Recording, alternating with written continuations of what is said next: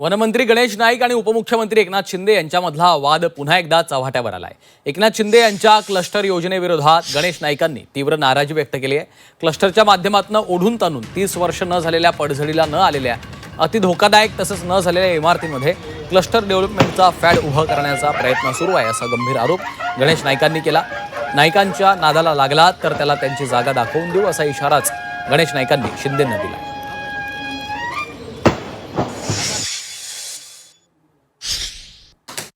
हा युनिफाईड डिसार कुठल्या शाण्याने आणला असा प्रश्न विचारला त्या ठिकाणी मी।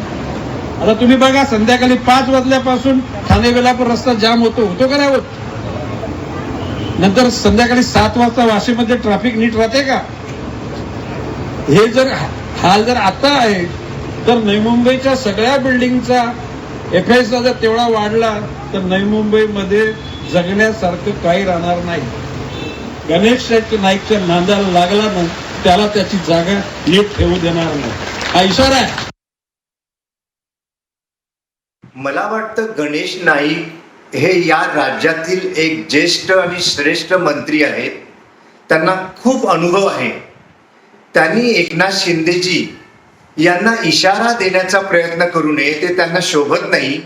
आणि एकनाथ शिंदे हे त्यांच्यापेक्षा काकणभर वरचढ आहेत हे सुद्धा त्यांनी लक्षात ठेवलं पाहिजे।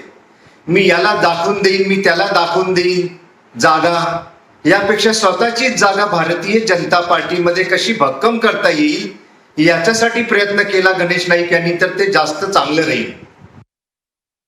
गणेश नाईक दरवेळेला काहीतरी बडबड करत असतो।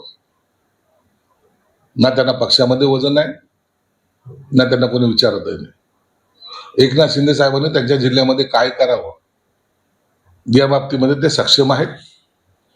आणि त्यांचं आणि देवेंद्र फडणवीसांचं सख्य सगळ्याला माहिती आहे, म्हणून इतरांनी काय कॉमेंट्स केल्या त्याच्याकडे आम्ही लक्ष सुद्धा देतो।